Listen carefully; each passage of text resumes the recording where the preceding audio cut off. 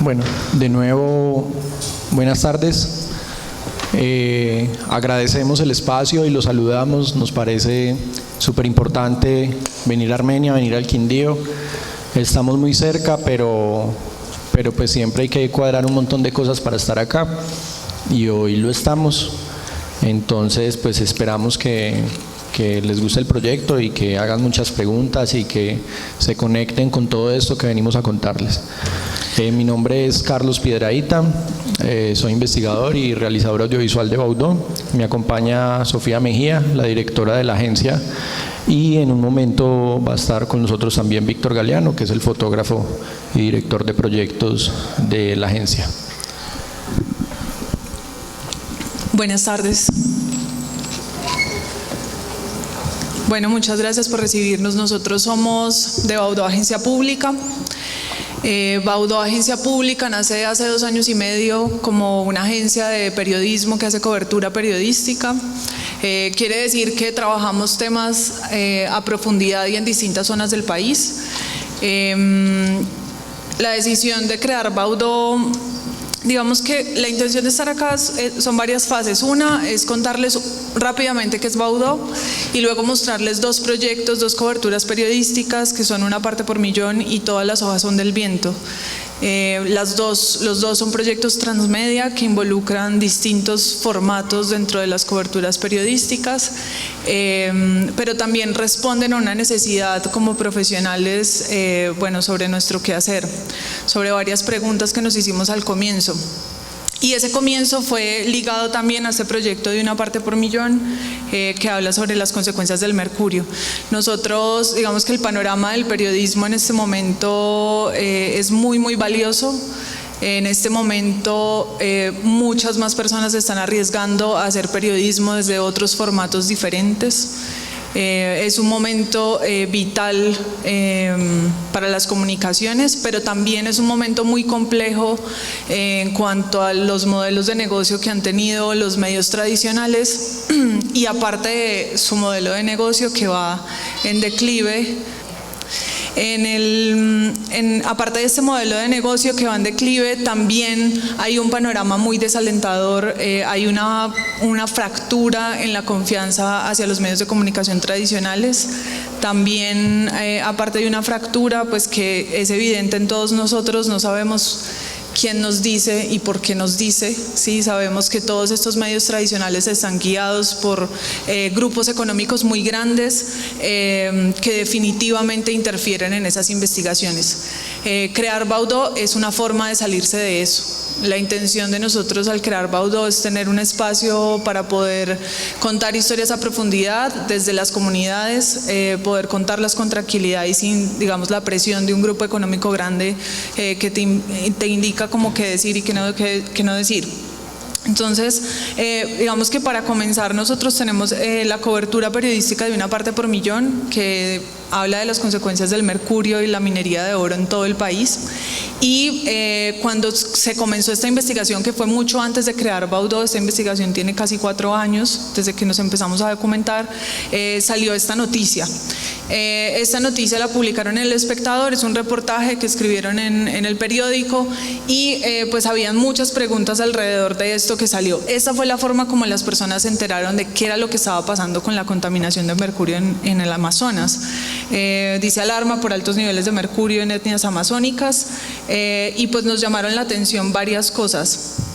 Uno, que pues está en su titular, se refieren a unas etnias específicas de la Amazonía, que es la comunidad Miraña Bora, pero en el reportaje no se escuchaba la voz de ellos.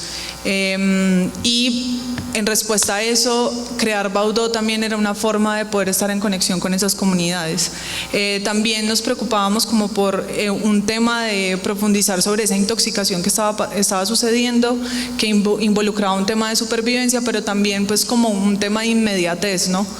Que en Baudó intentamos digamos superar como la idea de que hay que hacer un periodismo rápido y ágil y preocuparse por la chiva, sino que entrar como más a profundidad los temas. También había otro panorama que nos preocupaba desde la imagen. Víctor Galeano, que es cofundador de Baudot también, los dos somos fotógrafos y siempre pues, nos ha preocupado por cómo se está viendo la fotografía ahora en los medios de comunicación, entendiendo pues que es digamos su materia prima, ¿no? La fotografía y los escritores, los fotógrafos y los escritores, y pues entender cuál es el valor que ellos le están dando a la imagen ahora. Si la imagen todavía la utilizan como mera ilustración de los escritores, cómo contrató un fotógrafo para que ilustre mi texto, negando la posibilidad de ese fotógrafo verlo como también un investigador y que hace un proceso de un proyecto. Estos son unos pantallazos de una publicación de Facebook de Viviana Peretti. Ella empieza a coleccionar esta imagen que ha salido en muchas noticias del Espectador. Entonces sale esta misma imagen en 3 noticias distintas aquí, pero también sale así y también sale así, ¿no? Esto pues primero pues es una agencia fundada por 2 fotógrafos, entonces la preocupación por la imagen es lo primero prácticamente, y encontrarnos con que para los medios hoy en día los códigos de la imagen pueden ser cualquier cosa, y una imagen de unas manos amarradas pueden servir para ilustrar 60 noticias diferentes, pues habla muy mal de la intención que tienen de comunicar, o del cuidado, o de qué tan prolijos son para contar ciertas cosas. Entonces, bueno, esa es una de las primeras necesidades, como de una manera u otra disfrutar y aprovechar los lenguajes en todo su potencial y entenderlos como unos lenguajes propios, con códigos y con unas dinámicas que hablan, ¿cierto? Que los periodistas no son simplemente unas personas que cuentan algo que pasó, sino que necesariamente siempre están mediando esa situación que ha pasado, y ese es el ejemplo de lo que les vamos a contar a continuación. Está esta imagen que hizo Javier Baulús. No sé si alguno de ustedes o alguna de ustedes ha visto esta imagen. Este trabajo se llama Muerte a las puertas del paraíso, y bueno, nos gusta mostrar esta imagen en estas presentaciones, sobre todo porque responde a una idea de lo que tenemos de cómo hacemos nuestros trabajos. Esta fotografía es ganadora del Pulitzer, y bueno, al mirarla sobre todo vemos a 2 europeos en la playa, y al fondo vemos a un migrante muerto al fondo, ¿no? Como en el segundo plano. Entonces, esta fotografía le dio la vuelta al mundo y tiene un mensaje muy directo, ¿no? Entonces, ¿cómo rompemos también esa idea de el fotógrafo o el periodista, el escritor, que es objetivo, que no opina, que está completamente para ellos, ¿cómo? Sí, que está abstraído de la realidad. El micrófono. Pues hay una idea en la escuela clásica del periodismo, y es la idea de la objetividad, que creo que está casi en todas las ciencias humanas. En el periodismo supuestamente era un valor máximo ser un periodista objetivo, pero imágenes como esta revalúan todo eso y lo ponen en cuestión, y es como, pues es imposible que solo por el hecho de, digamos, tocar la noticia de la manera más fría ya estoy siendo objetivo. Todo el universo y todo lo que nos construye nos vuelve subjetivos, y todas las realidades que vemos y que narramos pues hacen que esos mismos relatos sean igual de subjetivos. Entonces, cuando sale esta imagen y se empieza a replantear eso, pues nos empezamos a hacer las preguntas también de cómo fue construida esta imagen, para entender que no es un hecho meramente contado por un fotógrafo que capturó esa imagen y ya está, sino que también es un pensamiento y un planteamiento político, ¿no? La decisión de él de hacer ese encuadre y hacerlo de esa manera, y lo entendemos también viendo unos planos generales del lugar y entendiendo que digamos que el panorama completo es muy distinto, el mensaje es muy distinto cuando ves el panorama completo que cuando ves esto que él decidió capturar, ¿cierto? En este tienes un panorama general con todo lo que está aconteciendo alrededor, que pues te cuenta también la situación, pero que no está opinando directamente, ¿no? Estos son meros registros. En esto vemos cómo realmente el fotógrafo se involucra y te está diciendo algo directamente. Entonces ahí surge esa pregunta por el panorama completo.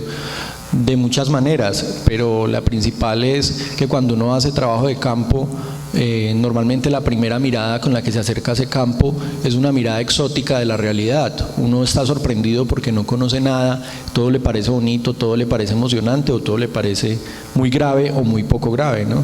Entonces, tratando de pensar en ese panorama completo, pues nos dedicamos a un formato de periodismo que está en exploración, aunque se ha hecho durante mucho tiempo, que es muy de las lógicas del periodismo documental y que a nosotros en Baudó nos gusta llamar periodismo a largo aliento, y es esa decisión de no seguir ninguna agenda, de no cubrir ninguna noticia, a no ser de que esté relacionada con el tema que estamos tocando, sino abordar un tema como por ejemplo la contaminación por mercurio a causa de la minería de oro, o por ejemplo el otro proyecto que hemos desarrollado, que es sobre los guardianes del bosque seco tropical en los Montes de María.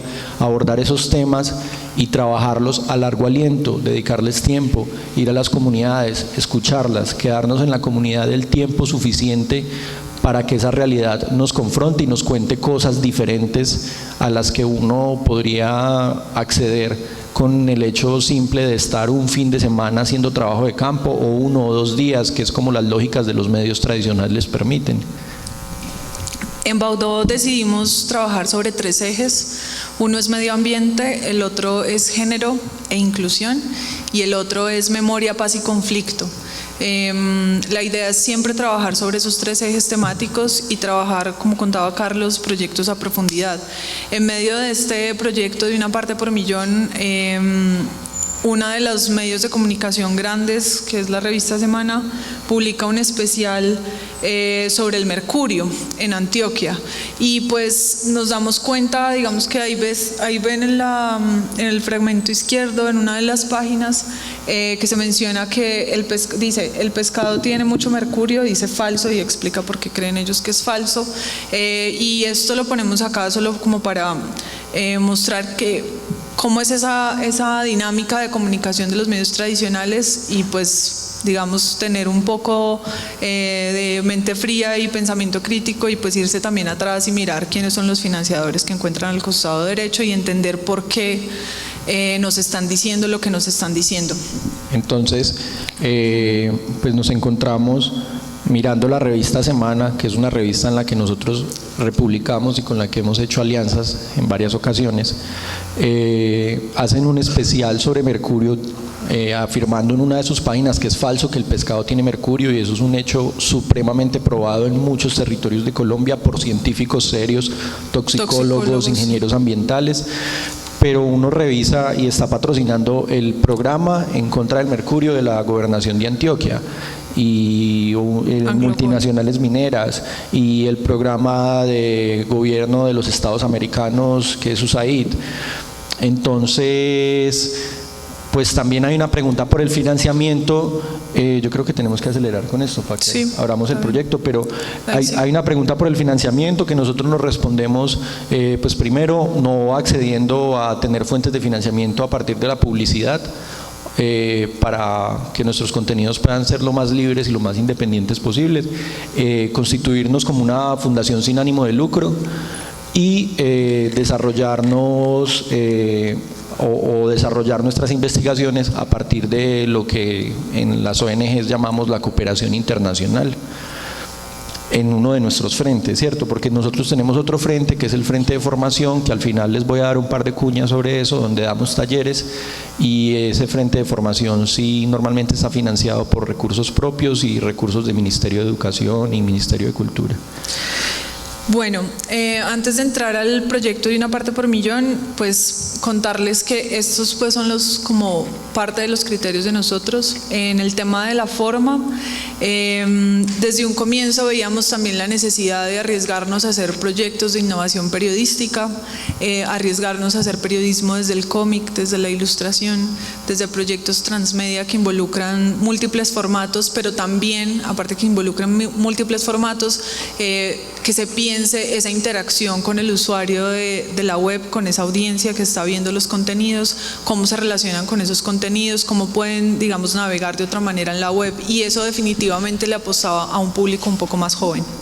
Y además de eso es asumir la idea de que cada que consumimos contenido, que lo hacemos cada vez más rápido y de una manera como más vana, nosotros queremos estar del otro lado de las cosas y tal vez pensar que nada de lo que pasa en una página web, que nada de lo que pasa en un perfil de Instagram, que nada de lo que pasa en una impresión como esa revista que les pasamos es gratuito, y que cada una de las imágenes o de los códigos que están acá contenidos dicen algo. Entonces, a la hora de construir el mensaje y a la hora de entregarlo a la persona que va a recibir lo que nosotros queremos decir, pues hemos pensado cuidadosamente cada una de esas cosas, porque sabemos que todas esas cosas hablan. Por eso nos pareció interesante esta conferencia y nos hizo pensar de qué manera es que estamos haciendo las cosas, porque pues finalmente todos los productos que nosotros hemos sacado son transmedia, y cuando uno habla de transmedia, hay una diferencia entre el transmedia y el multimedia, ¿sí? Un multimedia puede ser muchos contenidos diferentes sobre el mismo tema en diferentes plataformas, pero que no se conectan entre sí. El transmedia es un relato que va y viene entre los diferentes formatos, pero que se construye de una manera completa entre todos esos formatos que uno ha decidido. Entonces, por ejemplo, Una parte por millón, que es este proyecto que vamos a empezar a navegar acá en la pantalla, es un proyecto que tiene una página web donde está alojado todo lo de la investigación, tanto las investigaciones duras como las fotografías, como los videos. Hay unas imágenes en 360, hay ilustración, hay una especie de subversión que le hicimos al billete de 20.000 en el que se puede navegar y se pueden encontrar datos. Hay una experiencia de realidad virtual que la idea es llevarla a espacios públicos abiertos o a espacios masivos y irrumpir el lugar, más o menos como una lógica parecida a la de la intervención que hace el arte en las plazas públicas. Y tenemos esta revista que algunos tienen en sus manos, que la pasamos ahora a principio, que es una revista que resume cómo fue ese recorrido por las 4 regiones de Colombia donde estuvimos. Pero si ustedes se detienen un momento y revisan, se dan cuenta de que nosotros navegamos a través de todos los formatos y esos relatos se complementan. Entonces, por ejemplo, esa revista que tienen en sus manos tiene unos códigos QR que cuando lo leen con el celular los lleva a unos videos o los lleva a unos audios o los lleva a unas imágenes que complementan todo eso que nosotros queremos contar sobre la contaminación del mercurio. Entonces, digamos que para pensar en el formato, lógicamente partimos de un trabajo desde la idea, desde el tema que estamos trabajando. Cuando comenzamos esta investigación, el piloto fue el capítulo de Antioquia, de Amazonas, que en ese momento era la web completa, que era www.unapartepormillon.com. En ese momento se tomaron 2 decisiones. Una, queríamos apostarle a un público más joven que interactuara con el contenido de otra manera, que se convirtiera en un interactor. Entonces teníamos una web que era Amazonía, y en Amazonía teníamos una sección que se llamaba Voces del Río y otra sección que se llamaba Investigación, y en esa investigación le apostábamos a un público de pronto un poco más racional, que quería ver toda esa investigación gruesa que había de fondo, y otra que se llamó Voces del Río, que replicamos aquí en la web de Una parte por millón en Baudó. Entonces es lo que les decía un poco ahora. Si Sofía empieza a hacer scroll en el capítulo de Amazonas, son 4 capítulos, uno empieza a navegar sobre el río, ese es el Caquetá, ¿cierto? Sí. Sobre el río Caquetá, y a recorrer el territorio con nosotros de una u otra manera y con los habitantes de la comunidad. Y a medida que vamos recorriendo ese territorio nos encontramos unos videos que son unos cortos documentales que cuentan principalmente cómo la contaminación de mercurio ha afectado culturalmente a los indígenas de la comunidad Miraña Bora, pero desde una dimensión también que abarca la forma en la que ellos entienden esa contaminación. Entonces, Por ejemplo, en el capítulo de Amazonas no estamos preocupados por la salud de ellos, pero no es la única preocupación, sino que estamos pensando también cómo esa contaminación por mercurio de una manera u otra ellos la leen desde su cosmogonía, pero además también qué significa para ellos culturalmente estar contaminados por mercurio y que su principal fuente de alimento, que es el pescado, se lo tengan que comer contaminado por ese mismo mercurio y que estén enfermos y que no haya una solución aparente en el panorama. Entonces, que sea una web interactiva y que tú puedas ir con el dedo navegando por el río Caquetá a la vez que te estás adentrando en todos esos relatos, pues de una u otra es algo que nos tomó tiempo, pero que llegó a ese estado final y que la idea es que en algún momento entren a la página web y se tomen el tiempo de hacer ese recorrido con nosotros, porque pues para eso lo hicimos. Bueno, esta interactividad, después de haber hecho esta interactividad, esta web completa, decidimos que debíamos hacer un mapa interactivo completo de Colombia. Ese mapa es debido a que en las otras zonas que no habíamos investigado en ese momento, que eran Antioquia, Chocó y toda la Mojana, pues eran los lugares con más contaminación por mercurio, sino que para ese momento en la Amazonía eran los primeros estudios que se hacían, los segundos realmente, estudios toxicológicos que confirmaban que sí estaba esa contaminación. Luego, cuando todo ese grupo de toxicólogos hace el resto de investigación en las otras zonas, nosotros pensamos este mapa y cada capítulo se piensa con un eje, con un enfoque puntual, pero aparte del enfoque con un formato. Entonces, cuando se pensó el enfoque de Chocó, que es un tema ligado al impacto ambiental que se está generando a partir de la minería, se piensa también en un formato realmente tradicional. Lo que se hizo fue una crónica de largo aliento con el trabajo fotográfico de Víctor Galeano, que mostraba como estas evidencias de la contaminación por mercurio y la contaminación por metales pesados y su impacto en la piel. Todo esto lo encuentran en la página web de Baudó, pero también parte de las políticas de Baudó es que esto es un espacio de conocimiento y de información libre. Esta crónica se replicó en la revista El Malpensante. Quedó seleccionada como una de las, Juan Miguel Álvarez, que fue el que escribió esta crónica, quedó como uno de los 39 mejores reporteros escritores del mundo con esta crónica que escribió sobre Chocó en Río Quito. Como les digo, teníamos este enfoque del impacto ambiental en el Chocó y se trabajó desde la fotografía, desde el video y con una investigación de base también, como un formato un poco más tradicional a diferencia de Amazonas, que tenía una interactividad. Entonces el capítulo de Chocó solamente podría ser un multimedia que está navegando en un universo transmedia, que es todo lo que hemos construido para hablar de una parte por millón. Bueno, cada capítulo tiene un componente o una lectura que es como lo que nosotros, después de ir al territorio, de volver y de escuchar de nuevo las voces de las personas que nos hablaron allá, pensamos que era lo que estaba más grave en cada uno de los lugares. Entonces para la comunidad Miraña Bora es un asunto de cosmogonía, es un asunto cultural, y el enfoque del capítulo de Amazonas es ese, sin negar que tienen todas las demás afectaciones. Todas las regiones están igualmente afectadas en todos sus ejes, pero hemos escogido un eje para leer cada una de las realidades de cada uno de los capítulos. Entonces el capítulo de Chocó, por ejemplo, es ambiental, porque allá la devastación de las dragas es muy evidente desde que uno va aterrizando a Quibdó, cuando empieza a recorrer el río Trato y el río Quito, se da cuenta que hay unas máquinas gigantescas comiéndose el paisaje y dejando desiertos en medio de una de las selvas más biodiversas del mundo. Y el capítulo de Antioquia tiene un componente que creemos que es más político y más del manejo que le ha dado el Estado a la situación, porque en Segovia, Antioquia, que fue el lugar donde trabajamos, pues es uno de los territorios, en ese territorio el 99% de las personas dependen de la minería, y el 95% de esas personas dependen de la minería hecha con mercurio. Entonces prohibir el mercurio tajantemente sin una política social pues significa desabastecer el pueblo y matar de hambre a un montón de gente que depende de ello. Entonces la lectura de Antioquia es esa lectura, la lectura política de cómo el Estado saca una ley, prohíbe el mercurio, pero no hace nada más por solucionar el problema.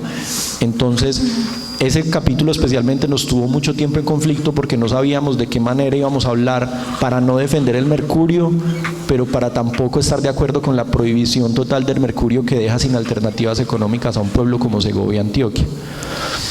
Y el capítulo de la Mojana, bueno, por ejemplo, esto que estamos navegando en este momento es un video hecho con una cámara de 360 grados.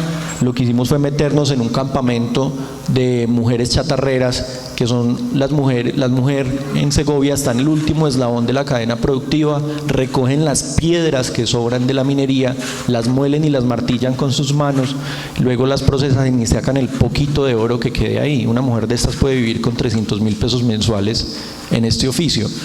Entonces este video 360 se mete en el campamento y pues uno, mientras toda la realidad va corriendo, puede navegar en 360 grados y mirar todas las cosas que están pasando alrededor. Como en el capítulo de Antioquia hay 3 videos, el otro es un video de un entable minero donde procesan el oro con el mercurio, y el otro es un panorama general de Segovia. Ese es el capítulo de Antioquia, que es como el que les estamos describiendo. Y parte de la decisión del formato también es responder a una necesidad puntual, y es que la gente que no está cercana a esos contextos no entiende realmente cómo es el panorama, y muchas veces los formatos, en vez de acercarlo a uno, los lugares lo alejan completamente. Entonces, ¿cómo decidimos 3 espacios específicos para mostrar ese plano 360 y que la gente tuviera una experiencia un poco más de inmersión en el lugar? Bueno, falta un capítulo de la página web. ¿Cuánto tiempo tenemos en total? Profe. Organización. Bueno, el otro capítulo es el capítulo de la Mojana. Cuando estábamos haciendo la investigación de la Mojana, nos dimos cuenta que el billete de 20.000 pesos colombiano tiene en la parte de atrás, míralo, Sofi. Espérate que él nos va a responder. Tiene en la parte de atrás esta ilustración que pueden ver si tienen un billete de 20.000 pesos en el bolsillo. Esos son los canales de la Mojana, están resaltados como patrimonio arqueológico colombiano, pero haciendo la preinvestigación yo me di cuenta que era uno de los lugares más contaminados por mercurio de Colombia. Entonces hay como el Estado colombiano se dedicó a resaltar las maravillas naturales y arqueológicas del país en los billetes de papel, pero no los protege. Entonces lo que quisimos fue, de una manera un poco sarcástica, rediseñar ese billete de 20.000 y convertirlo en una pieza que comunicara la contaminación por mercurio en la Mojana. Nosotros imprimimos este billete que se va a circular en una experiencia que vamos a tener periodística en Bogotá dentro de poco, y en la web lo que hicimos fue convertir ese billete, que es una pieza también digital en JPG, está aquí también de manera interactiva. Entonces pueden ingresar en Doña Carmen, y al ingresar a Doña Carmen ven una pieza audiovisual, igual que si entran a Wadit o si entran acá al bagre, que es uno de los peces que más acumula mercurio. Todo el billete, la intervención del billete está hecha de una manera completa, o sea, todos los detalles tienen una intervención y un sentido. Solo se conservó el arrocero. El arrocero lo conservamos, de resto todo tiene la intervención y está tanto en físico como en digital. La invitación siempre, igual hay 3 crónicas audiovisuales, hay una crónica escrita y hay una cantidad pues de material hecho especialmente para este capítulo. La invitación siempre es a que después de la conferencia vayan y naveguen este universo gigantesco de contenidos, pero como datos generales, pues por ejemplo en la Mojana nos encontramos personas, el límite para que el mercurio no afecte la salud humana es de 1 parte por millón, y en la Mojana encontramos personas con 52 partes por millón, con 60 partes por millón, familias donde la mamá tenía 15 partes por millón, el papá tenía 11, la hija tenía 8, entonces como que toda esa cantidad de datos, el promedio general de contaminación por mercurio en la Mojana, o sea, de la población, del total de la población, es de 2.9 partes por millón. Y estamos hablando de que el límite para que no afecte la salud humana establecido por la Organización Mundial de la Salud es de 1 parte por millón. Entonces esas personas están 3 veces por encima de lo que deberían estar para que no les afecte la salud. Y esta contaminación, tanto en el Chocó como en el Amazonas como en la Mojana, A diferencia de Segovia, en Segovia la contaminación les llega porque ellos trabajan con mercurio. En estas otras regiones les llega porque estas personas consumen pescado 3 veces al día, el pescado está contaminado por ese mercurio que ha sido arrojado a las aguas y es su única fuente de alimento. Entonces pues es una muerte lenta a la que además están condenados por el simple hecho de comer, y pues nadie puede dejar de comer. Entonces, así de crítico y así de grave es como el panorama general de toda la investigación.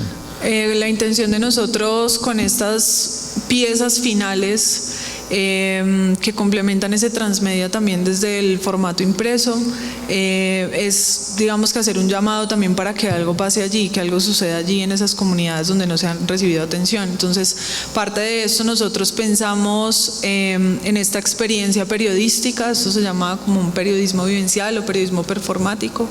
Es una intervención en espacio público con una estructura que mide 3 metros por 3 metros. El ejemplo que está ahí es de una amalgama más grande, las que quedaron son de 3 metros por 3 metros, y esa estructura asemeja una amalgama, y la amalgama es la unión del mercurio con el oro. Esa unión del mercurio con el oro forma como una esfera, y en esa esfera la intención es que la gente ingrese a esa estructura, y en esa estructura van a conocer una ilustración 360 grados hecha por Santiago Guevara, que es un ilustrador colombiano de mucha experiencia, que reúne toda la investigación en los 6 departamentos. La gente puede interactuar con los contenidos allí, ver la ilustración y escuchar una pieza sonora, y después de eso decidir a qué zona de la ilustración ingresar.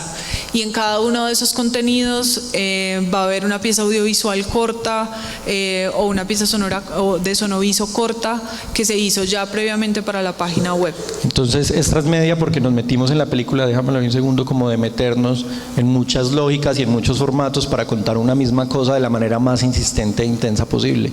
Entonces tenemos la revista, tenemos la página, está el billete, que es un billete para repartir como si fuera un volante denunciando la contaminación de Segovia, y está la experiencia de periodismo vivencial y de realidad virtual, que lo que hace es poner 3 amalgamas de esa la pusimos en Medellín a principios de este mes, que rompen el paisaje de una manera como una forma de hacer performance.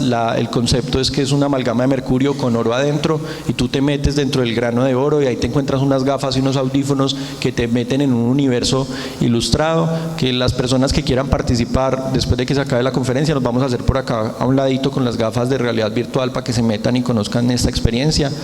Y pues también dentro de esa experiencia hay un universo creado a través de la ilustración que mezcló los 4 territorios y que se puede navegar en 360 grados. Acá les voy a mostrar un poco de la ilustración. Esta ilustración, los que alcanzaron a ver la portada de la revista se dan cuenta que también tiene un componente importante de mezcla con el trabajo fotográfico que se hizo en todos los departamentos. En la experiencia de realidad virtual, o sea, ya con las gafas es interactiva, no es animada, sino que puedes girar sobre tu eje, escuchar la pieza sonora e ingresar a los distintos elementos. Y ya en cada elemento encuentras una pieza de un formato distinto.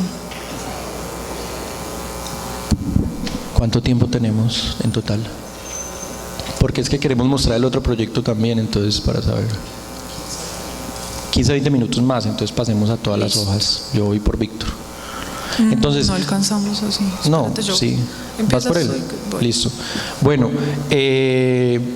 insisto y repito el mensaje como para que en serio esta noche que lleguen a su casa, pues primero nos sigan en redes sociales como Baudó Agencia Pública, pero además entren a la página web y encuentren todo este material del que les hemos hablado alojado ahí, es www.baudoap.com.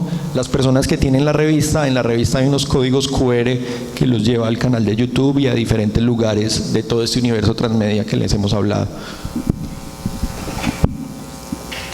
Bueno, esta fue la cobertura, esa cobertura que acabamos de describir, que contamos así como las carreras porque la idea es que le dediquen tiempo, tardó aproximadamente 4 años.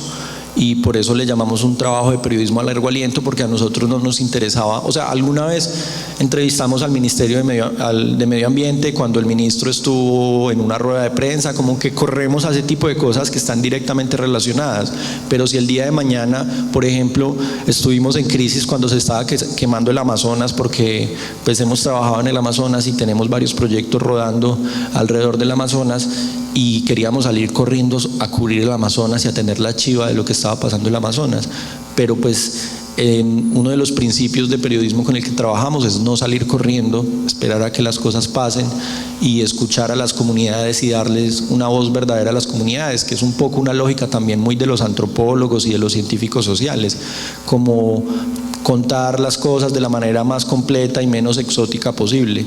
Entonces este trabajo intenta de una u otra manera dar cuenta de eso. Otro proyecto que tenemos se llama Todas las hojas son del viento, es otra cobertura periodística cuyo director se está subiendo al escenario en este momento, es Víctor Galeano, fotógrafo. Todas las hojas son del viento cuenta la historia de una comunidad de campesinos en los Montes de María, en San Jacinto Bolívar. Estos campesinos han resistido en el territorio durante mucho tiempo al conflicto armado. Es una zona que en algún momento vivía una cantidad absurda de masacres y de hechos violentos, y estas personas, la forma que encontraron para resistir en el territorio fue convirtiéndose o autodenominándose guardianes del bosque seco tropical. Entonces, resistiendo, es una comunidad de campesinos de 12 familias, y declarándose guardianes del bosque seco tropical, estas personas lo que hicieron fue encontrar una manera de quedarse en el territorio y de no ser desplazados por la violencia. Obviamente han pasado un montón de cosas en medio, pero el planteamiento del proyecto es ese: contar a esa comunidad y hacer un ejercicio de poner a esta comunidad en el mapa de las personas que les interesa esa realidad, para exaltar un poco lo que están haciendo y para agradecerles de una u otra manera por ser los guardianes del bosque seco tropical, porque esta no es una zona protegida por el Estado. Entonces ellos mismos, eso es una decisión autónoma, autodeterminada. Algunas fundaciones y organizaciones los han capacitado, pero en realidad ellos no reciben nada a cambio más que poder estar en su territorio. Bueno, mi nombre es Víctor Galeano, yo soy cofundador de Baudó Agencia Pública. Muchas gracias por la invitación al espacio.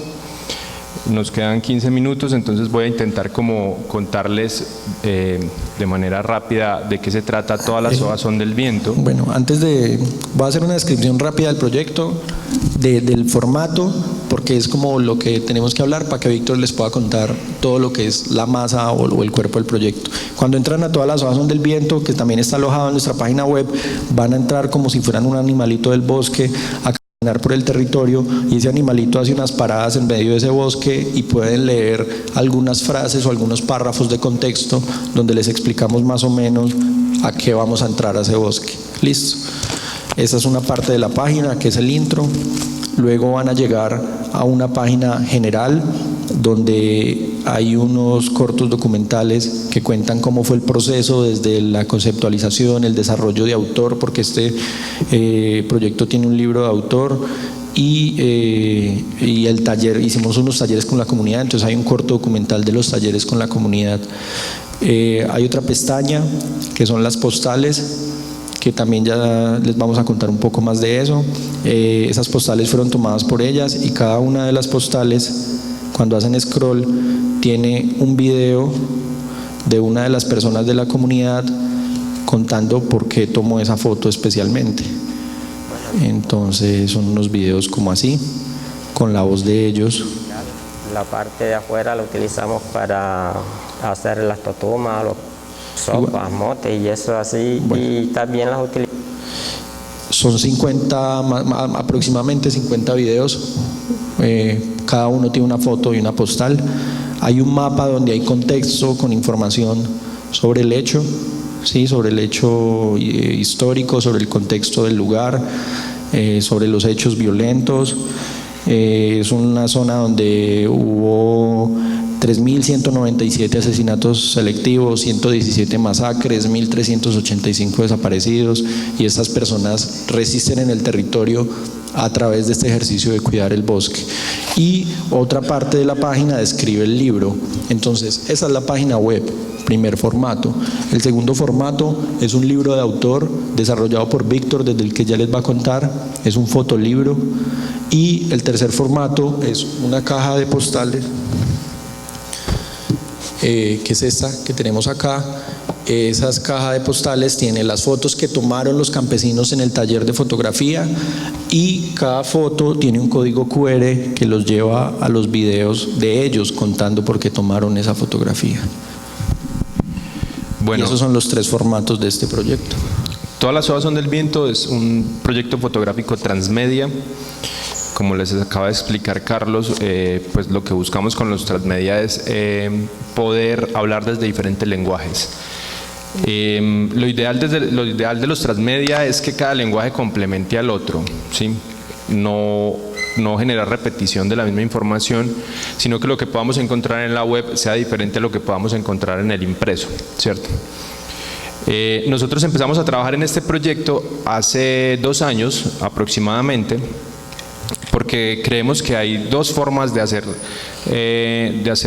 conservación a la hora de trabajar el medio ambiente. Entonces tenemos dos proyectos, que uno es el que acaban de ver, que es una parte por millón, que es un proyecto supremamente trágico de una realidad del país, pero también tenemos Todas las hojas son del viento, que si bien habla de otra realidad trágica, y la realidad trágica de Todas las hojas son del viento es que de 9 millones de hectáreas de bosque seco tropical, hoy en día solo contamos con 720.000, o sea el 8% de lo que teníamos, y que si lo miramos con más lupa, de ese 8% que tenemos, solamente el 2,4% está en zonas protegidas, el resto no está protegido, lo cual implica que puede ser en cualquier momento deforestado. Pero entonces la estrategia que usamos o el foco que buscamos en este proyecto fue hablar de algo positivo. Entonces, una es todo esto que se está destruyendo y como el caos que hay en el tema de la minería, y el otro es la labor humana y la labor social que están haciendo 12 campesinos de Brasilar. Brasilar es una vereda que queda a 1 hora de San Jacinto, en Bolívar. Para llegar allí, pues coges un carro que te deja más o menos a 30 minutos de donde queda la comunidad, luego tienes que entrar caminando, y bueno, ahí viven 12 familias, 12 campesinos. En el año 2015, un proyecto que fue ejecutado por Parques Paisajes Rurales fue a la comunidad y les mostró que vivían en un ecosistema que era un ecosistema con mucho valor y en riesgo de desaparecer. A partir de allí la comunidad como que se tomó el tema por las manos y decidieron de manera voluntaria convertirse en guardianes del bosque.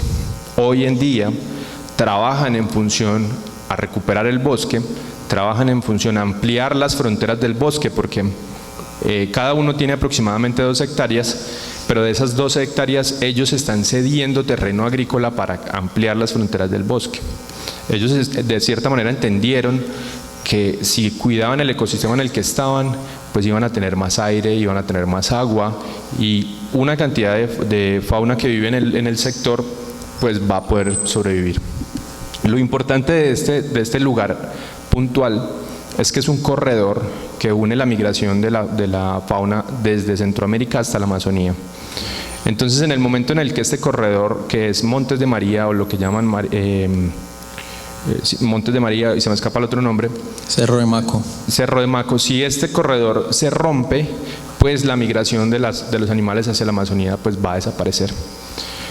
Cuando nosotros pensamos en el proyecto, pensamos en varias cosas. Bueno, entonces voy a irme un poco más atrás. Yo soy artista de formación, artista visual. En el transcurso de mi formación encontré la fotografía como herramienta de lenguaje, y aún más encontré el periodismo como el tema a trabajar, ¿sí? Los derechos humanos son el foco que a mí me mueve, y ahí fui mezclando esos 2 lenguajes, que son 2 lenguajes que hoy en día convergen muy bien, pero hace algunos años era muy difícil. Cuando buscaba trabajo como periodista me decían que no porque era más bien artista, y cuando estaban en los espacios de artistas pues no había espacio para mí porque tampoco era artista. Así hemos ido desarrollando todo un proceso de investigación e información hasta llegar a lo que hoy llamamos fotografía expandida.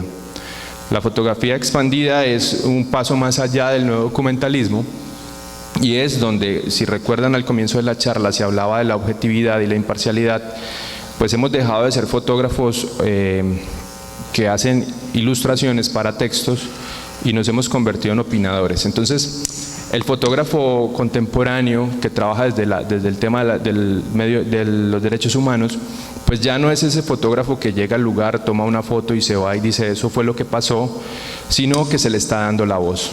Es decir, el fotógrafo se está convirtiendo en un opinador. Entonces tenemos que, asimismo, hacernos un poco más responsables de lo que estamos diciendo, de lo que estamos contando, de cómo lo estamos contando. Y es ahí donde aparece, por ejemplo, el universo de los fotolibros, ¿sí? Lo que tengo en mis manos es un fotolibro, que si alguno no conoce la diferencia entre fotolibro y libro de fotografía, pues el libro de fotografía es esta vaina gigante que hay que abrir con las dos manos y está lleno de paisajes de café y de chivas y de... Un formato enciclopédico. O está lleno de fachadas y por lo regular adorna oficinas y es para que la visita se entretenga mientras espera. Pero el fotolibro, desde la concepción del objeto, está pensado conceptualmente, ¿cierto? Desde la elección del papel, desde la elección del color, el gramaje, y algo que lo hace aún más valioso es la secuenciación. Cuando hablamos de secuenciación es las fotos que van dentro de él, una tras otra, van formando una narración, ¿cierto? Y ese es el lenguaje del autor. Entonces, cuando nos encontramos con este proyecto, nos planteábamos desde la fotografía expandida cómo íbamos a hacer un proyecto fotográfico en una comunidad sin ser nosotros los que habláramos de la comunidad. Y es ahí donde una parte clave del proyecto es un taller de fotografía que se le dio a la comunidad. Tuvimos 11 estudiantes y la mayoría estaban entre los 50 y los 60 años. Solamente habían 2 personas menores, una de 31 y uno de 22, 20 años, si no estoy mal. Eso fue algo para nosotros muy interesante porque ya teníamos experiencia en la academia, pero nunca en el campo con campesinos y mayores de edad. Sin embargo, el resultado fue supremamente gratificante porque cogieron supremamente rápido el tema de la fotografía, pero más allá de eso, la forma como ellos ven el territorio es muy diferente. Entonces tienen más paciencia, ¿sí? Son más contemplativos, se entretienen con la fotografía. La fotografía para ellos no es algo como lo es para nosotros, que todos los días estamos haciéndole fotos al plato o al vestido o a lo que sea. Para ellos es algo nuevo que están descubriendo. Entonces encontrábamos, por ejemplo, campesinos que nos decían: es que yo nunca me había dado cuenta que en este lugar había tal árbol, o yo nunca me había dado cuenta que en este lugar las hormigas pasaban por allá. Verlos a ellos, por ejemplo, agachados en el piso tomándole fotos a hormigas o a insectos que nunca lo hacían, pues para nosotros fue bastante especial. Con el taller de fotografía lo que hicimos fue darles la voz. Le dimos la voz a la comunidad para que ellos fueran los que retrataran y la visión que tuviéramos del espacio que ellos habitan sea la de ellos, ¿no? Al final hicimos un taller participativo donde les preguntábamos qué era importante, y ahí voy con algo que es bien interesante. Nosotros, desde la concepción del proyecto, queríamos hacer un catálogo de especies. Teníamos la idea del científico que va y hace un catálogo de especies en vía de extinción, pero cuando llegamos y les preguntamos a ellos a qué le quieren tomar fotos, pues salían cosas como el burro, los patos, la casa, ¿sí? El limón. Y nosotros éramos como: no, pero es que vamos a hacer un catálogo de especies. ¿A qué otra cosa? Ay, sí, el jardín. La yuca. Y entonces, pues para nosotros fue muy importante porque en ese momento nos damos cuenta realmente para qué es lo que ellos quieren preservar, ¿sí? ¿Y qué quieren preservar? Pues quieren preservar su modo de vida. Y su modo de vida pues está condicionado por un ecosistema, claro está, pero quieren conservar pues cómo habitan ellos el territorio. Para ellos era muy angustiante. Hay una foto por ahí de un cazador que tiene un ñeque, que es lo que le llamaríamos un guatín, y para él era pues muy angustiante la foto porque le preocupaba que fuera juzgado porque el guatín está también desapareciendo del lugar.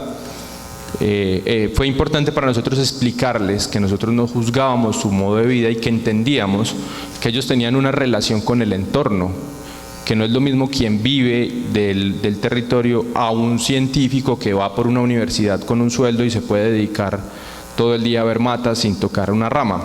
Pues ellos sí tienen que cazar para la proteína, tienen que cultivar, tienen que talar para construir, y era importante que en el proyecto quedara eso. ¿Cuál era nuestro foco? Nuestro foco era cómo habitan ellos el espacio. Sabíamos que Montes de María es un lugar, como lo vimos ahora, y por eso hay una pequeña infografía que lo muestra, en la cual era un territorio que estuvo muy golpeado por el conflicto armado. Pero nosotros no queríamos que el foco fuera ese. Si bien es importante el contexto del territorio, nosotros queríamos era construir un proyecto más sensorial, ¿sí? Entonces, cuando pensamos en los proyectos, pensamos en qué es lo que no se ha contado o qué es lo que la gente necesita ver y cómo la gente necesita verlo. Si googleamos, encontramos un montón de información de bosques secos tropicales, y si googleamos encontramos un montón de información de conflicto armado en el territorio. Pero ¿quiénes saben de qué color es el territorio? ¿O a qué suenan los pasos en el territorio? ¿Sí? ¿O qué es lo que se escucha por la mañana? ¿O a qué hora se levanta la gente? Queríamos como lograr eso, ¿no? Como traerle a quien lo viera la experiencia de estar en el lugar. Todo eso con la excusa de hablar de bosques secos y de medio ambiente y de hojas. Por ejemplo, ese capítulo que está en pantalla es el capítulo dedicado a hablar del conflicto, y se cuenta a través de la historia de Eduardo, que don Eduardo, lo que pasó con él fue que por ser uno de los líderes de la comunidad fue detenido por el ejército y señalado de ser guerrillero, y estuvo 6 meses preso en una especie de falso positivo solo por liderar a esa comunidad. Y así ellos cuentan un montón de hechos históricos de conflicto, como masacres, como asesinatos de los conductores que les llevaban la comida, como un montón de cosas, que es toda la presión con la que tuvieron que vivir. Y pues lo que hace el autor en esta sección es convertir ese relato de una manera un poco más cercana al territorio y no quedarnos con las fotos de archivo del conflicto, de la cicatriz de la bomba que cayó o de la fila de muertos tirados en el suelo, que son las imágenes que hemos consumido en Colombia para contar lo que ha pasado. Entonces, lo que se hace es recurrir a la metáfora, digo yo, de una manera simple, pero al mismo tiempo compleja, y contar el territorio y contar el conflicto del territorio a través de cosas que pasan en ese territorio, ¿no? Entonces, este es el capítulo dedicado en el libro a hablar del conflicto y del desplazamiento y de la violencia y del encierro y de un montón de cosas. Los proyectos tienen fases de trabajo, ¿no? Y tienen equipos de trabajo, y es importante mencionarlo, ¿no? Tiene una preproducción y un equipo que se encarga de hacer la preproducción. En este caso hicimos una preproducción con Natalia Hurtado, que fue nuestra productora durante mucho tiempo, y nosotros. Pero aparte del trabajo de campo, que es cuando construimos todo el material, entonces viene un proceso después de postproducción. Ahí es importante en estos tipos de proyectos transmedias y en estos proyectos que son grandes generar buenas redes de trabajo, porque uno no hace esto solo. Esa visión del artista o del fotógrafo o del periodista que está solo allá encerrado en su tallercito, y pues hoy en día es mucho más difícil. Se necesitan equipos de producción para hacer cosas grandes. Y bueno, hay un diseñador que trabajó en él que se llama Sebastián, hay un programador que trabajó en esto que se llama Steven, y hay un editor. Entonces la mirada del editor, yo entiendo que estamos en un foro de artes, entonces la mirada del editor es similar a la mirada del curador, ¿sí?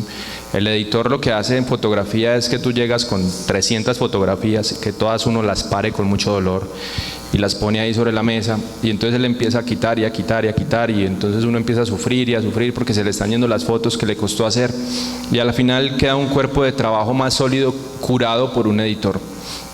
El editor de este libro fue Santiago Escobar Jaramillo, quien hoy en día pues es como uno de los fotógrafos colombianos que más están moviéndose en el campo del fotolibro y la narración, lo cual fue una relación de trabajo muy bacana.